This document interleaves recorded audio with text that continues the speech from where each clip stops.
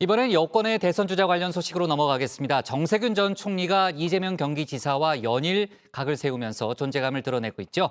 한 라디오 프로그램에서 정 전 총리가 이 지사의 욕설 파일 공개를 준비하고 있다는 이야기를 꺼내 논란이 일었습니다. 정 전 총리 측은 명백한 허위 사실이라며 사과와 정정 보도를 요구했는데요. 관련 내용을 조익신 반장이 정리해봤습니다.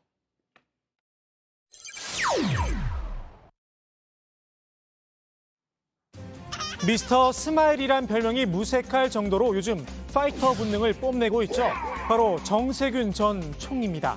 여야 대선 주자를 막론하고 독한 말들을 쏟아내고 있는데요. 첫 지방 일정으로 보수의 심장 대구를 찾았습니다. 정치적 고향인 호남을 뒤로 하고 말입니다.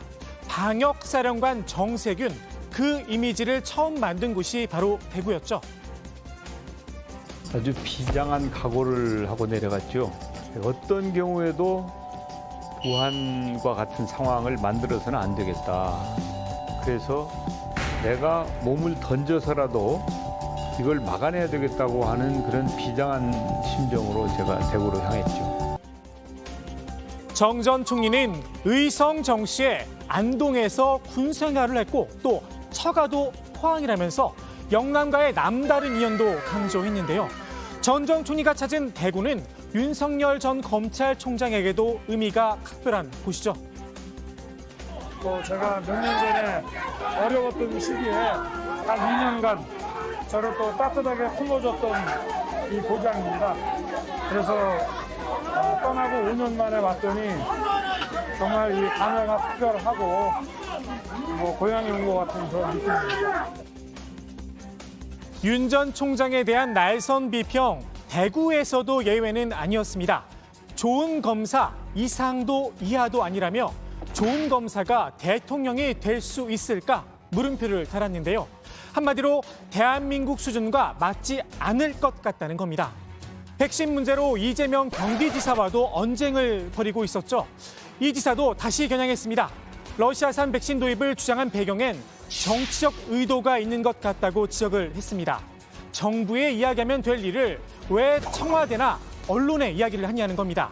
그것도 야당 출신도 아니고 여당 도지사가 말입니다. 이 지사가 말한 다름, 전 전 총리의 눈엔 차별화 공세로 보였던 모양입니다. 전 전 총리는 싸움꾼 복면도 숨기지 않았습니다. 본인에겐 파이팅 스핏이 있다며 정치인이 회피하기만 하면 소신 없고 눈치 없는 사람처럼 보인다는 겁니다. 이 지사에 대해서도 최소한만 가능한 거다 여유를 보였는데요. 아직 결정타는 날리지도 않았다는 뜻인 듯합니다. 그 결정타 혹시 이런 게 아니냐는 이야기가 나왔습니다. 정세균 후보 측에서는 이번에 제대로 한번 이재명하고 각을 세우자. 그래서 옛날에 형수한테 욕했던 거 육성으로 다 틀어버려서 그냥 흠집 내겠다. 이런 식의 생각도 하고 있다라고 건너 전해 들었습니다. 정 전 총리 측은 명백한 허위 사실이다 발끈했습니다. 욕설 문제는 어디까지나 이 지사의 개인사라는 겁니다. 정치적으로 이용할 어떤 계획도 없다 이렇게 밝혔는데요. 정 전 총리 측은 해당 프로그램의 공식적인 사과와 정정 보도를 요구했습니다. 또 장 소장에 대해선 프로그램 하차도 거론을 했습니다. 전 전 총리의 공세에 이재명 지사는 크게 신경 쓰지 않는 모습입니다. 대신 본인만의 색깔 내기, 정책 행보를 이어갔습니다. 자신의 트레이드 마크죠. 기본소득을 내건 박람회를 개최했는데요. 이 자리에서 다시 한번 본인의 기본소득론을 설파했습니다. 지금이라도 당장 연 560조에 드는 예산의 일부를 절감 또는 조정해서 작년에 1차 재난지원금과 같은 기본소득 제도를 연간 2회 시행하는 데는 아무런 문제가 없습니다. 이 지사는 기본소득 외에 새로운 키워드도 내놨습니다. 바로 공정입니다. 다음 달 출범할 이 지사의 싱크탱크 이름이 대한민국 성장과 공정 포럼이기도 하죠. 이 지사의 첫 공정 시리즈 바로 공정 벌금입니다. 원래 이름은 재산비례 벌금제였는데요. 국내인 유니스 의원과 재산이냐 소득이냐 거짓말이냐 독해령 문제냐 공방을 벌이다. 이 지사가 뭐로 가도 서울만 가면 된다며 내놓은 대안이 바로 공정 벌금입니다. 이 공방 아직 끝나지 않았는데요. 윤 의원은 이런 질문을 던졌습니다. 전기세나 수도세도 재산이나 소득에 비례해야 하느냐면서 재난지원금은 선별 지원에 반대해 놓고 왜 유독 벌금만 선별이냐는 겁니다. 이 지사의 보편 지원 주장엔 나름의 데이터가 있긴 했었죠. 비교를 해보니까 1차 지원을 하고 난 다음에는 저소득층의 소득이 더 많이 늘어났고요. 2차 지원한 후에는 보니까 고소득자들의 소득이 더 많이 늘고 저소득자의 소득이 더 줄어들었다는 거예요. 일부에선 이런 지적도 나옵니다. 공정이란 관점에서 벌금은 부차적인 문제라는 겁니다. 합당한 방식으로 돈을 벌고 그에 맞는 정확한 세금 징수가 먼저 이루어져야 한다는 건데요. 기준이 재산이든 소득이든 투명하지 못한 게 우리나라의 현실이죠. 근본적인 문제부터 해결을 해야 한다는 주장입니다. 이재명 차의 거침없는 대선 행보, 다른 도백들 입장에선 조금 부러웠나 봅니다. 여기저기서 자천타천으로 출마설이 흘러나옵니다. 100% 기정사실이라고 할 수는 없지만 일단 충남 도민, 충청인의 목소리를 좀 잘 듣고 있다 말씀드리고요. 예. 만약 충청인 여러분께서 좀 그 다른 큰 일을 해봐라 라고 명령하신다면 대략 한 5월 중순 전후가 아닐까 그렇게 생각하고 있습니다. 네. 우리 강원도가 분단의 질곡도 가지고 있기도 하지만 이제 인구 3%의 또 질곡도 같이 가지고 있습니다. 이것을 제가 과연 돌파해낼 수 있는지에 대해서도 저 스스로 좀 확신이 없고 해서 아직은 출마하라는 사람보다는 불출마 선언을 하라는 분들이 더 많습니다. 그래서 대선 도전이야 각자의 선택입니다. 다만 도정의 소홀함은 없어야겠죠. 누군가는 소를 키워야 하니까요.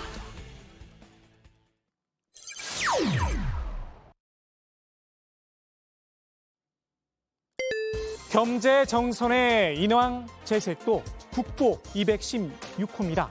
단원 김홍도의 추성무도 고려불화 천수 가늠살도 보물로 지정돼 있습니다.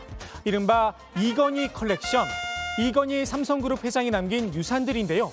이중섭, 박수근 등 국내 작가들의 작품은 물론 모네, 르누아르, 고갱, 피카소 등 한 시대를 풍미했던 서양 화가들의 작품도 포함이 돼 있습니다.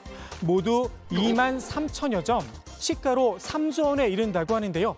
이 회장의 유족 측은 이 작품들을 모두 국립중앙박물관 등에 기증하기로 했습니다. 국가지정 문화재 및 예술적 사료적 가치가 높은 주요 미술품의 대규모 국가 기증은 사실상 국내에서 최초이며 이는 해외에서도 그 유래를 찾아보기 어려울 정도의 기증 사례로 기록될 것입니다. 이번 기증을 통해 국가의 문화 자산은 더욱 풍부해졌습니다. 이를 기반으로 미술 등 지속 가능한 문화예술 생태계를 조성하고 관광 인프라와 연계한 시장 활성화에도 기여를 할 수 있도록 하겠습니다. 1조 원에 이르는 사회 환원도 약속했습니다. 감염병 전문병원 설립과 백신, 치료제 개발에 7천억 원, 그리고 소아암과 희귀질환 어린이 지원에 3천억 원을 사용하기로 했습니다. 기증한 미술품들과 1조 원의 사회환원을 제외하고도 이 회장이 남긴 재산은 상당합니다. 삼성 관련 주식과 부동산을 포함해 25조 원이 넘을 걸로 추정이 되는데요. 상속세만 12조 원에 이른다고 합니다. 유족 측은 5년에 걸쳐 6차례 분납하기로 했습니다. 관심은 이 회장의 주식이 어떻게 분할되느냐인데요. 구체적인 분할 계획은 공개하지 않았습니다. 일부에서는 유족 측의 기부와 환원을 높게 평가하며 이재용 삼성전자 부회장을 사면해야 하는 것 아니냐 목소리가 나옵니다. 하지만 정부에선 사면론에 선을 긋고 있죠.